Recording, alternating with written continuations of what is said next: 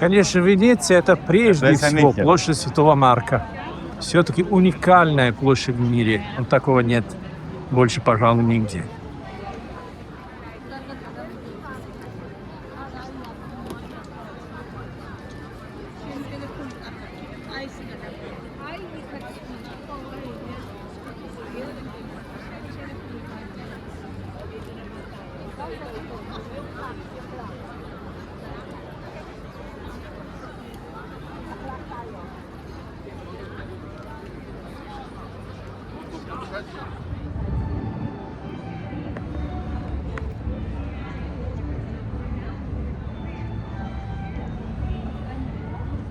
Главная знаменитость и достопримечательность Венеции, безусловно, это собор Святого Марка Евангелиста, он покровитель города.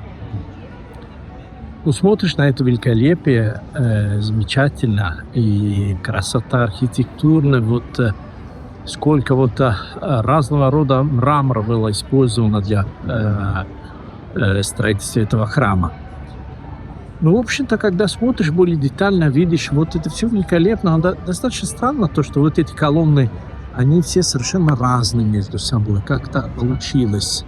И надо знать историю, противоречивую историю этого города. Вообще-то эти колонны украдены.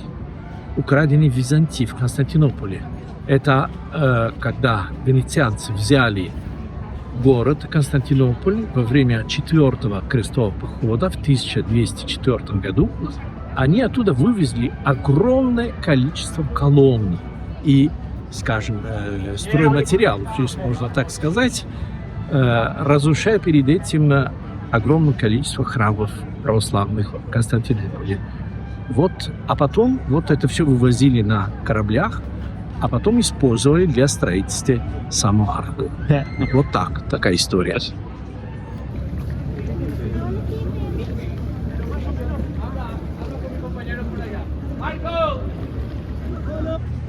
Ну, если честно признаться, должен сказать, что это такая туристическая Венеция, она, в общем-то, наименее интересная. Куда более интересная каждодневная Венеция.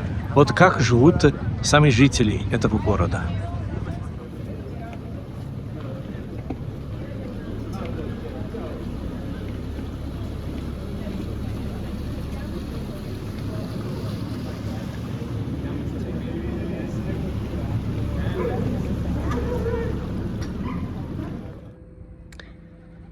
Венеция, конечно, уникальный в мире город. Полностью построена на лагуне, то есть на воде. Здесь 118 островов, представьте себе, и город полностью на них стоит. Здесь чуть меньше 450 мостов, а также более 170 каналов во всем городе. Поэтому здесь нет ни машин, люди в основном передвигаются на лодках. Есть гондолы, всем известные, но они, конечно, для туристов в основном. А сами венецианцы передвигаются на лодках в основном или на вапоретто, пароходик, что без всякого сомнения означает массу неудобств. Ну, представьте себе, даже просто пойти за покупками и принести домой продукты весьма тяжело в таких условиях. Нужно перегрузить их с вапоретто и тащить все это дело домой в основном пешком. Кроме того, в Венеции нет ни улиц, ни районов, по сути. Улиц нет, потому что в основном есть эти калле. Это такие очень узкие переулки, особенно в самом центре, конечно, города. Есть одна только площадь Святого Марка, покровителя города, где главный собор и один из самых известных в мире, разумеется. А так нет и даже и районов как таковых, и нет улиц. Есть 6 районов, хотя они не совсем районы, и в каждом районе есть своя нумерация, и нет улиц. Поэтому эта нумерация доходит до 5000 и выше.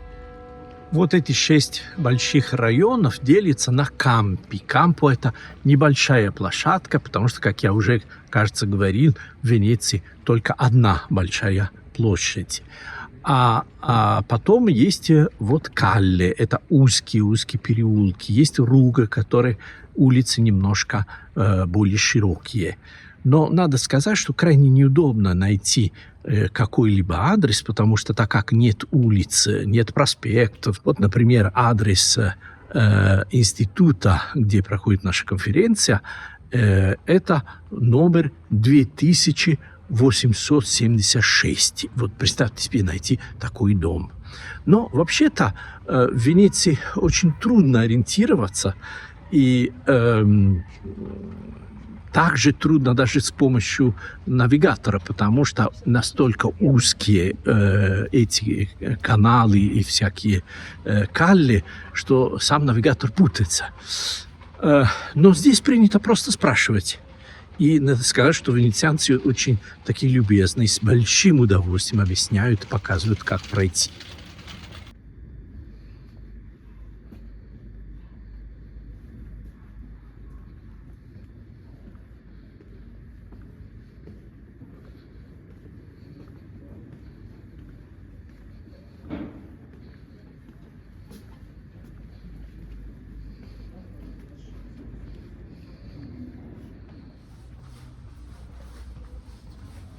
Довольно узкие улицы, как видите. Иногда бывает трудно даже вдвоем просто проходить. А это Мужмулла. Все-таки юг и много солнца. Хотя, конечно, зимой в Венеции очень много тумана. А здесь вдруг улица заканчивается и просто тупик. Некуда дальше идти. Только вот вода и каналы. Значит, если не знаешь, куда идти дальше, надо вернуться назад. Но жить в Венеции, конечно, и непросто, и недешево, потому что хотя бы по причине транспорта все становится много дороже. Ну, представьте себе перевозить товары. Или, допустим, вот банальная вещь, даже вызвать домой электрика или сантехника. Вот весь инструмент, всю технику он должен перевозить, конечно, на каком-нибудь корабле или на лодке. И поэтому все становится дороже и дороже.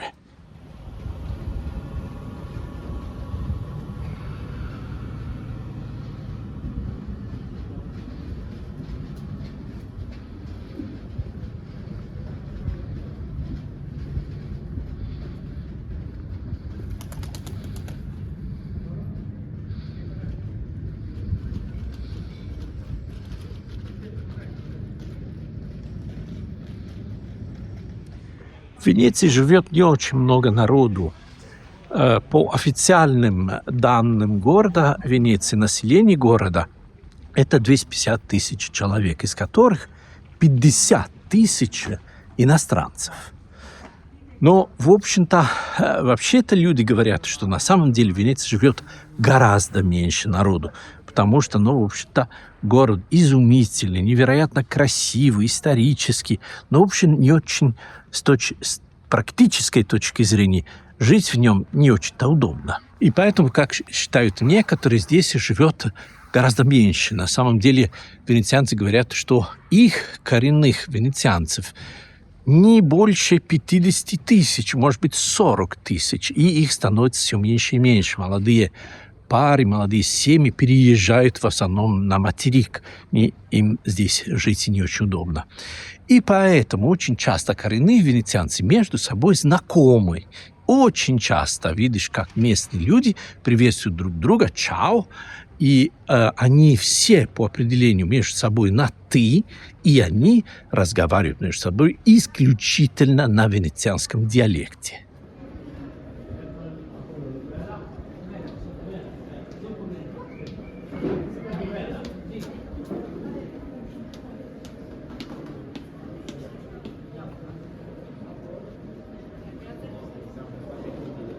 Вот место, где я нахожусь, называется Фондамента Сан-Джорджо де Скьявони. Фундамент – это фундамент. Это вот такие каналы, на которых как раз и держится город. Они, в общем-то, являются фундаментом этих небольших островков, которые потом как бы через каналы и мосты соединяются, и вот на которой стоит город.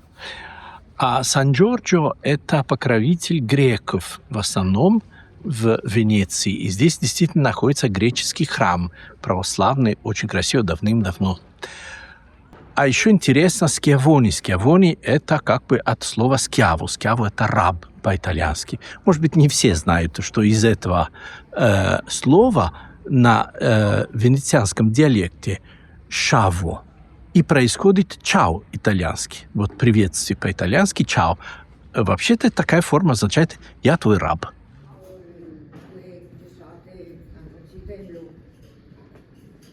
Le ho tagliate già e dopo le cucio al forno. Comunque per adesso non è pesante. Вот это место в Венеции очень известно, хотя, казалось бы, вот такой переулок и вот такой узкий проход.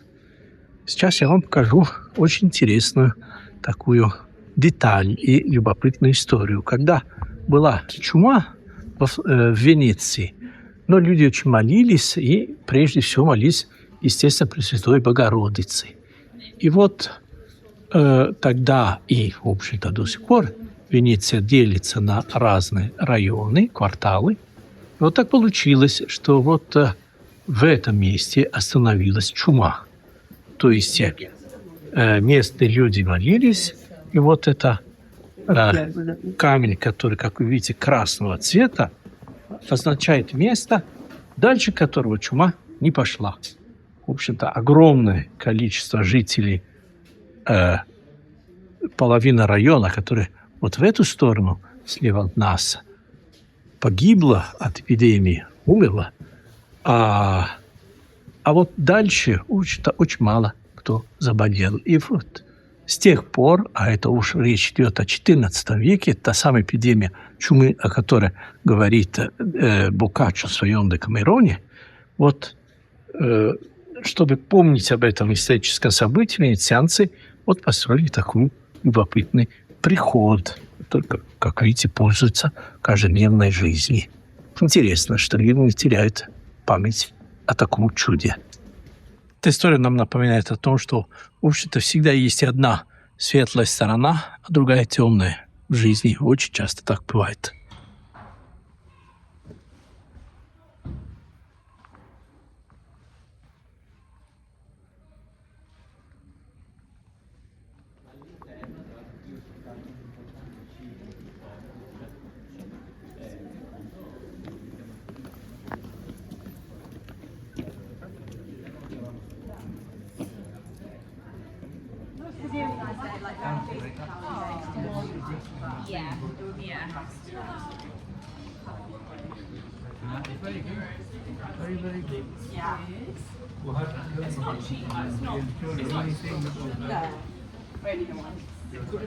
And also, we're only paying for ourselves. If you have a family, yeah.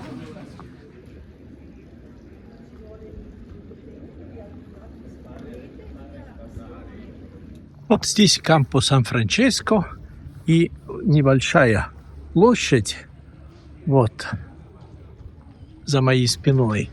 А вот если пройти дальше, здесь очень большой храм святого Франциска Осийского у виноградника, так он называется. Потому что здесь виноградник, который, представьте себе, был уже в XIII веке. А здесь находится институт по изучению межцерковных отношений, то есть так называемый экуменический институт. В эти дни здесь проходит конференция, и вот интересно узнать, чем занимается этот институт. Но узнаем это в следующем видео, которое выйдет скоро.